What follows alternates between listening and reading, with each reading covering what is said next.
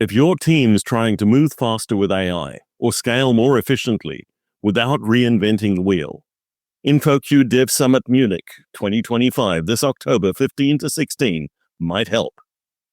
It's a practical event. Talks from people in the trenches, sharing what they've actually shipped, fixed, or learned. No big launches or buzzwords, just useful ideas you can take back to your team the next day. Learn more at devsummit.infoq.com.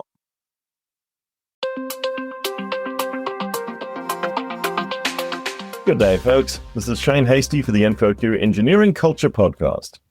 Today, I'm sitting down with Mark Allen. Mark, welcome. Thanks for taking the time to talk to us. Thanks for having me. My normal starting point in these conversations is, who's Mark?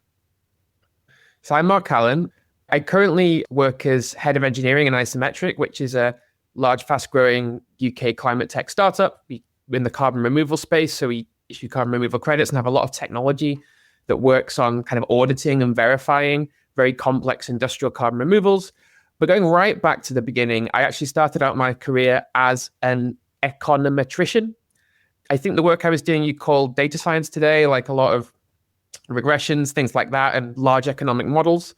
But data science wasn't coined when I started my career. It was only 2 years into my career that someone came up with the term data science. So it was econometrics definitely back then. So did that for a number of years and kind of transitioned from data science into data engineering, into software engineering, and did a whole range of different things in small companies, large companies over about 10 years. I transitioned into management about 7-8 years ago now when I was working at Skyscanner. Had a great time there working on a number of different products. Moved to a company called Globos, like on-demand delivery, like DoorDash delivery, but Southern Europe, where I graduated into a manager of managers. And by the time I left, I think about 8 different teams were kind of within my groups. I left to co-found a startup. We got VC backing. We built a popular-ish HR tool called Our Space, kind of workforce planning, that sort of thing. Didn't quite get enough product market fit to raise Series A.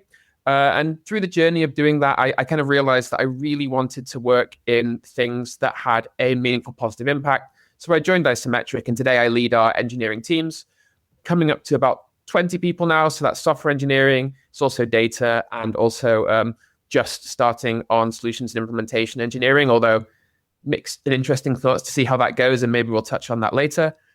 Lifelong builder. Before we started, I was just talking about how I was doing a lot of weird Raspberry Pi sprinkler systems at home this morning. So really keen on technology, but also really keen on how you organize companies to make them most effective and how you grow the careers of very senior people. So, meaningful positive impact. As an engineer, what's that mean to us? It can mean a whole range of things. And I think like broadly, I'm very technology positive. Like I think in most cases, technology has a positive impact, not in all. And I won't want to call out any specific examples, but I think there's also a spectrum, right? So like I think about working in Skyscanner, and I think liberalizing travel and helping people find cheap flights and travel and experience other cultures, largely positive, some negative impacts over tourism, the environment, but largely positive thing. I think so. I put that on the moderately positive spectrum, and I think it goes all the way to people doing amazing stuff to reduce loneliness through AI and like solve deeply personal, serious problems. Isometric, we are really focused on the climate crisis, and so for me, that would kind of be the area where I'd start if I was specifically looking at something where there is that positive impact. There's a huge need for technological solutions in combating and mitigating climate change. And so, that's kind of how I think about meaningful impact. But I think, as I say, largely most engineers are having a positive impact on people's lives because ultimately people wouldn't use and buy products if they weren't enjoying them or getting some value out of them in most cases. We came across each other because you gave a talk at QCon London on strategic conversations. For an engineer, what is a strategic conversation? I think there's strategic conversations that all engineers of every seniority are involved in probably every single day at work. So if you're in a team, that could be how we decide to approach a refactor or how we're going to break down a project into a series of tasks. If you are a principal engineer, a director of engineering, a CTO, they'll probably have a much larger scope, and there'll be conversations about what are our major technical investments over the next 12 months. Are we going to, migrate back to on-prem or what are we going to do? How are we going to staff all of our teams? Do we need to do a reorg? There'll be much broader scope conversations, but these conversations happen all the time. And my talk was how to go from the, I guess, smaller scoped conversations that you're currently involved in and invited to, and get a seat at the table to participate in these larger ones where impact is likely going to be larger, both on the company and also potentially on the whole world. So as an individual contributor, I might desire to step into those bigger conversations, but I don't even know where to start. Where do we start? How do we start? It's funny because these aren't things that we usually get taught as engineers. Like, it's not why we get into software engineering. Usually we get into it to build stuff and see people use the thing that we've built. And so it's a skills journey that people need to go on. And I think the place to start is even understanding and identifying where and what conversations are actually happening and what the topics of those conversations are. And I would start by thinking about one kind of level of scope more senior than me. So if I'm a senior engineer in a team, I'm probably involved in most of the conversations that relate to that team. I want to be involved in the conversations that relate to the group of teams around me, like a level above.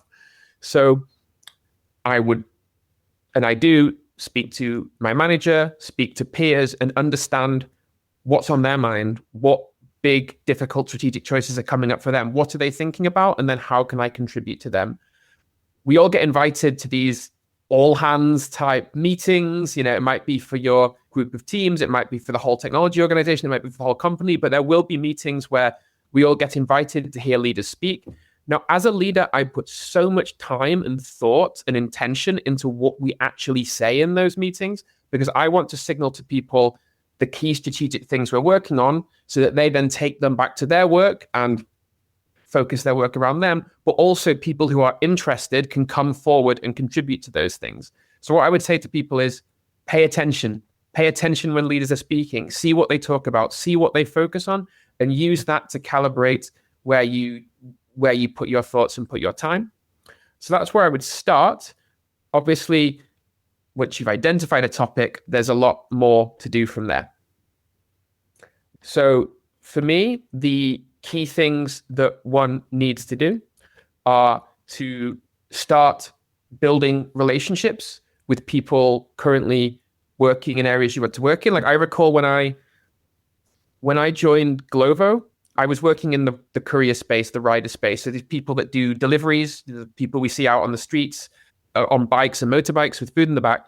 I was working in this space, and I came in engineering, and I felt like I didn't really know how the business operated that well. So I wasn't really able to input effectively into any strategic decision making. So I spent a couple of days actually doing deliveries myself. I went to the courier center where our operations team worked, and where couriers would come every single day with questions about both the application that we were building, but just like real life questions like, can you lend me some money, Glovo, because I'm struggling to pay my bills and support my family this month? And I would just sit there and speak to people and just learn about the users and like what their issues were. I went to our live ops center where we deal with real-time issues and have these huge dashboards. Like, I literally went around the company and went to every adjacent function and spent time learning like what they did. And through doing that, I obviously got a lot of context about what was strategically important. I also built relationships. And that meant that when things came up and somebody needed somebody in engineering, I was just like the logical person that people would go to. Yeah, we know that guy, let's bring him in. That's not how I would like organizations to work, but there is some like reality that people knew I had context, people knew that I could input. And so that was very useful, and it kind of became my internal brand. Essentially, like, I was the guy in engineering that knew all about this. And that's like a really powerful thing that I advise people to think about. Like, think about your internal brand? How do people who are more senior than you perceive you? How do people in kind of diagonal seniority positions, like in other functions that collaborate with yours, how do they think about you and how do they perceive you? And like I actively like jot down thoughts on this, like words, and I ask people as well, like what words they associate with me, like what are the first things that come to mind, and really try and make them be things where I would want them to be. Because I think often, I recall when I joined Isometric, and I think first 6 months, we have loads of hiring to do. I was trying to get to know the product. And after 6 months, if you'd asked anybody in the organization, like what words they thought of me, I think it would have been hiring, strong technical manager. Maybe that would have been it. And that's like not super strategic. But first 6 months. And I think after 12 months, it would have just been very different because I very consciously focused on becoming a knowledge, like a domain expert on a couple of really important strategic topics, reforestation being an example. Like I was one of the authors of our reforestation methodology, and like identifying these strategic topics, building these relationships, and then like building an internal brand around them was super helpful. Obviously, there's another part of this that once you build the brand, you do have to say yes to the opportunities that start to come up. And you also have to say no to the opportunities that are probably not going to be a good use of your time. And you have to say no to the day-to-day things that you have previously been praised for. Like time is not free. You can't create more time to do strategic work. You have to sacrifice something.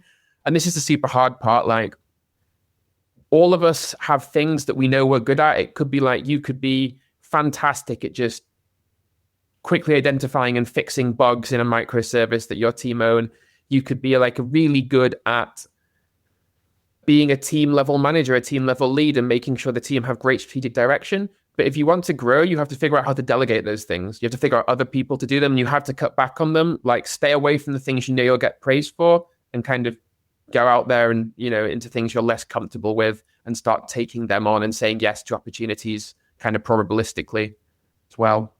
So that's kind of a run through of some of the topics that I covered in my talk. These are generally not skills that are covered in any sort of engineering training and often in our professional development as engineers. How do I build those skills?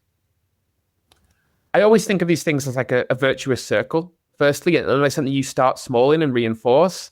Like there's no kind of quick path. You can't just, go and sit down with the head of sales for half an hour and make friends with someone from marketing and then suddenly you're invited to a board meeting. Like that's not going to happen, right?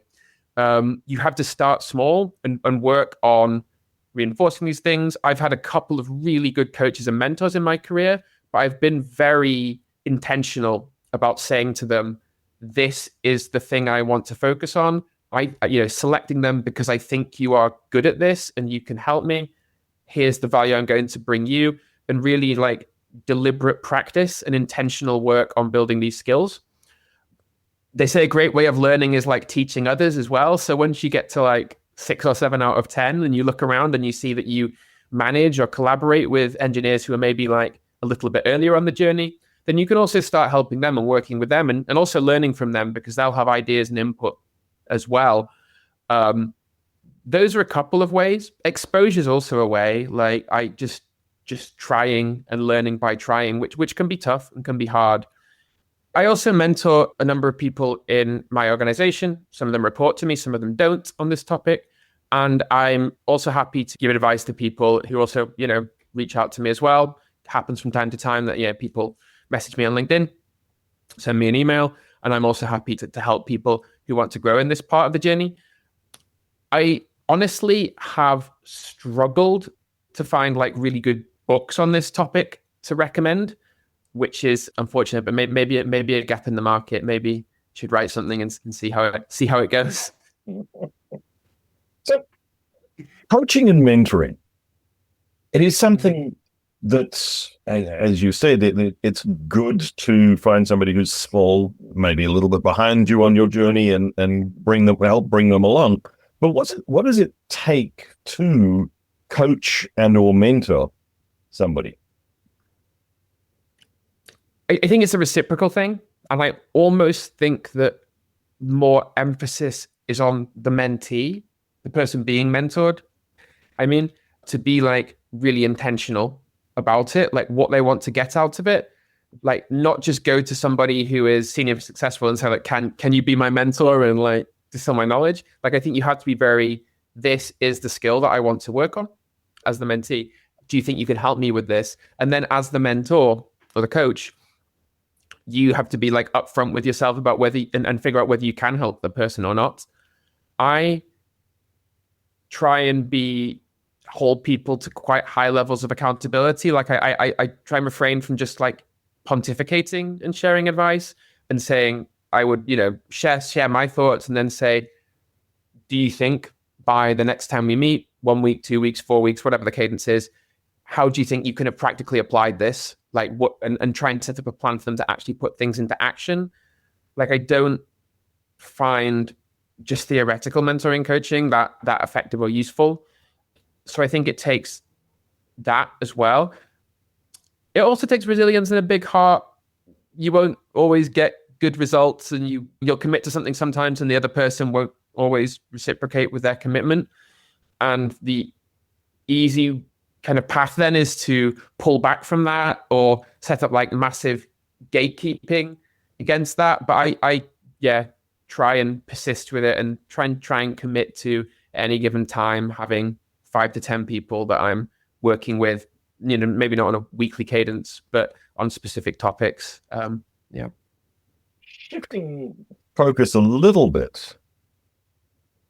When we were chatting before the conversation, you mentioned the extreme user focus for an engineering team. What does that mean? Yes. Yeah, I mean, I think we live in a world now of product engineering in many companies where software engineers are not just asked to write code in a vacuum or according to requirements that are written by somebody else in great detail in a ticket, but are given much more high level user expectations and then are required to break them down themselves, make decisions or provide recommendations on a lot of the implementation details. And they can only do that based on strong knowledge of the user and alignment with the kind of user value the company's trying to bring. So one of the things that we really do at Isometric is try and make sure every engineer has a deep understanding of the problem and a deep understanding of the user. And we see from that the ability to ship things quickly that are the thing the user wants, like radically increases. You don't have this kind of back and forth about, I'm stuck, I don't know what to do. Engineers can make decisions that are right enough of the time to be worth them not having to have this conversation, stop, pause, go back to the designer, go back to the product manager, set up a new user call in 7 days' time to ask the user some questions. Some of the ways we do this, so our engineering team spends a significant amount of time interacting with users. That could be like being involved in Slack channels asynchronously, helping them solve problems directly rather than kind of going through a customer support flow. Engineers join calls with our top customers. Like in the beginning, like all of our engineers were given a group of our top customers and they would be on calls with those customers every week, answering technical questions, going through the product, like explaining APIs. We had 4 people from our team go and run a series of workshops in San Francisco for San Francisco Climate Week. So engineers actually going to people, removing carbon dioxide from the atmosphere in their facilities, in their offices, and sitting down for half a day and understanding their problems, talking through the product, talking through the roadmap. We have engineers go on site on site visits and go to facilities kind of in the UK and around Europe as well. We obviously have the product analytics that many people have, and we have engineers setting up dashboards in Metabase using BI tools to understand user journeys. And we obviously organizationally reward all this as well. Like we have a culture where when people show a huge amount of user focus, it's recognized. And when people are reluctant to engage with users and say, look, this doesn't really happen, but when people say I'm an engineer and it's just my job to kind of put on my headphones and write code, like we would be very intolerant of that and try and align them with what we're trying to do as an organization. I think like the proof is in the pudding. As we know, it's incredibly hard to quantify engineering productivity in a meaningful way. But even looking at like number of impactful production changes, a proxy metric, like our top engineers ship 40 to 50 commits changes to main every week, which is a number that, I'm pretty proud of, particularly because looking at it qualitatively, these are substantive and meaningful and impactful changes as well. They're not just fixing a typo in a README or merging a dependency update. Some real get out of the building and go and meet people where they're at. Another thing that I know from our conversation before that you have a passion about is on-call incident management, doing it. What does that look like? I've always been really fascinated by incident management. Like I remember working at Skyscanner, fantastic team, like leading global availability, principal engineer there, John Paris, like fantastic. The team around him, really, really good. Glovo was lucky enough to lead a lot of the changes we made to our incident management practice and, kind of bring it in line with best practices, introducing incident managers on call, that sort of thing. And at Isometric, like we use incident.io, which is a product I really like. And I've been working very hard with our most senior engineers to make sure that we are excellent at on-call. Like it comes back to that user focus. When a user experiences pain, holding yourself to incredibly high standards to both resolve the incident, but also be able to speak to them and say, look, this isn't going to happen again. Like our standards are so high that we are going to get to the root cause of this and fix it. A thing that I've been thinking about a lot is that I think in all organizations, the way that you improve incident management is by narrowing the gap between the best and the worst people, like at doing it. And, best and worst are very reductive. But I think we've all worked with people that are like complete on-call heroes. Like they just revel in, like there's an emergency situation, get to the bottom of the problem quickly, fix it, go super deep, think about the root causes, implement the fixes, speak to customer and say, we had this issue 3 minutes ago, you've not even noticed yet, but by the way, we fixed it already. And, here's our assessment of impact on you. Like I've always met people who like in every organization who are just really good at that. But I've also worked with a lot of people that it's not their like natural thing. It might be the pressure. It might be that they're just a bit earlier on in their careers or have lower tenure at the company and maybe don't have enough of a understanding of the code base or parts of the platform to tackle on-call issues in a confident and fast way. So we do a lot to really focus on lifting those people up and improving their standards. So there's like a cultural element, which is about a huge amount of recognition for people that do well on call, and then having them talk through like their methodology and what they did. So we have company awards at Isometric, as many companies do. And one of them is called Do It Right, which is one of our operating principles, like build things to a high standard, be rigorous, be robust. And across the whole company, and only a third of the company work in technology, but across the whole company, it's been great to see that award, which is only given out like once every 6 months, be given out to engineers for doing great jobs in on-call incidents, like specific on-call incidents. So there's that cultural element of reinforcement, and then the knowledge sharing, which we do every week. Like we have an on-call run through in an extensive doc, but then kind of summarized by the engineers who were on call, about specific learnings for people, run-throughs of how they solved the thing, sometimes supported by like a Loom recording of here is what I did, replayed so other people can go and watch it.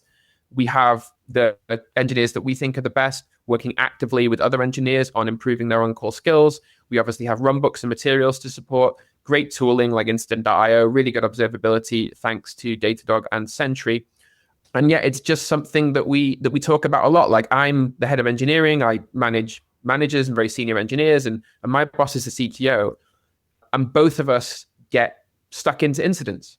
Like we get involved, ask questions. We both know how to figure out what's going on, looking at logs, looking at traces and spans, and help get to the bottom of things. And I think that kind of leadership commitment as well, not in a micromanagey way, but in a positive, all hands on deck here. This is a super important thing for us to get right as an engineering organization. It's also like a really important thing to emphasize. So I think a combination of those things, what we try and do on call. And of course, the final thing I'd say, and maybe I didn't say this because it's obvious, is like everyone in our engineering org is on call. as well.